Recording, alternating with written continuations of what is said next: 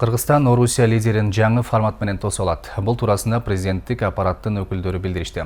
Анткени менен азырынча тосуп алуу аземинин өзгөчөлүгү ачыктала элек.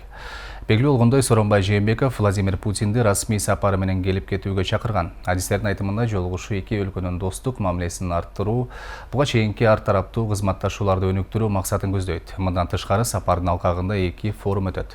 Алардын бирөөсүндө экономика, соода-саттык, транспорт, айыл чарба, логистика, туризм, инвестиция жана бизнес тармагы талкууланса, экинчисинде илим жаатындагы кызматташуулар каралат. Буга Орусиядан чоң делегация келери айтылды. Форум 27-28 мартта орун алат. 28 мартта Сооронбай Жээнбековдун чакыруусу менен Кыргызстанга Россия президенти Владимир Путин расмий сапар менен келет. Бул туурасында президенттик аппараттын стратегиялык өнүктүрүү, экономика жана финансы саясаты бөлүмүнүн башчысы Данияр Иманалиев Бишкекте өткөн басма сөз жыйынында билдирди. Айтымында бул саам Орусия лидерин тосуп алуу аземи жаңы форматта өтмөкчү. Негизги мамлекеттик сапардын жыйынтыктары кандайды биз күтүп атабыз? Бул Россия Федерациясынын президенти Путиндин Кыргыз Республикасынын боло турган мамлекеттик сапары Кыргыз-Россия стратегиялык бирдигини кеңейтип, жаңы деңгээлге алып чыгат жана Кыргызстанды олуттуу долбоорлорго Россия тараптын катышуу мүмкүнчүлүгүн аныктап берет деген үмүттөбүз. Булардын тышкары өнүктөштүктүн жана ишеничтиктин деңгээлин көбөйтүп, эки тарапка тең пайдалуу ар тараптуу кызматташтык тереңдетет деп ишенебиз. Адистердин айтымында Владимир Путиндин мамлекеттик сапары эки өлкөнүн алакасын жана стратегиялык кызматташуусун бекемдей турган саясий маанилүү окуя болуп калат. Анткени бул жолугушууда эки тараптуу соода-экономикалык, аскерий, техникалык инфраструктураны жакшыртуу максатында курулуш, транспорт, коммуникация, энергетика, айыл чарбасын өнүктүрүүнү арттыруу, ошондой эле Орусиядагы эмгек мигранттарынын шарттарын жакшыртуу, уруксат кагазын алуу процедураларын жеңилдетүү маселеси талкууланып, жыйынтыгында 30га чукул эки тараптуу келишимдерге кол коюлары маалымдалды. Эки тараптуу кызматташтыктын маанилүү маселелерин дагы талкуулоо, биздин мекендештер үчүн дагы өзүнчө бир жакшыртуу, жагымдуу шарттарды түзүү, буну өзүңүздөр билесиздер, миграциялык учетко коюу жол жоболорун жеңилдетүү жөнүндө дагы тиешелүү талкуулоолор болот.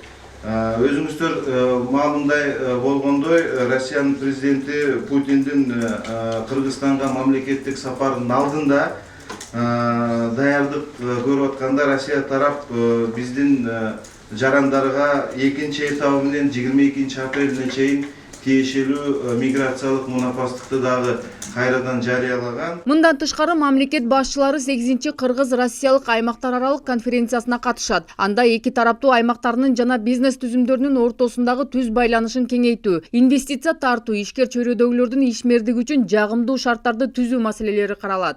4 негизги тематикалык тегерек столдорго бөлүшүп өтүшөт. Бул биринчиси соода-экономикалык карым-катнаштар жана биздин ошол өндүрүш жаатында кооперация маселелерин өнүктүрүүгө багытталган тегерек стол.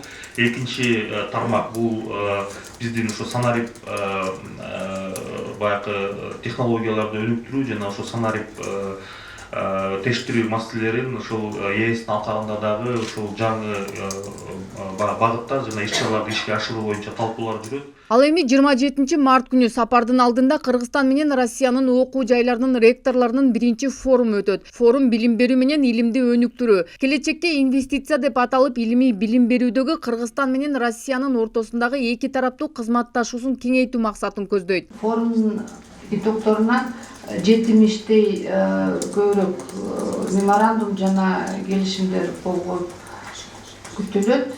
Анын ичинде ассоциация вуздардын, Кыргыз Республикасынын ассоциация вуздардын жана союз ректорлорунун Россия Федерациялары менен чогуу келишим түзүлөт.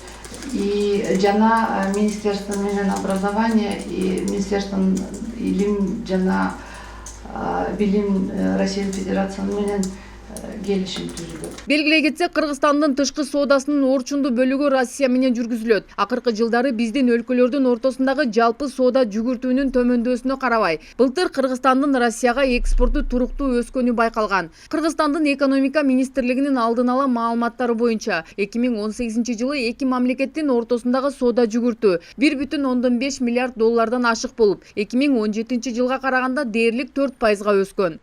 Анархан Алтымыш, Нурбек Жеңишбек уулу, Нурньюз, Бишкек.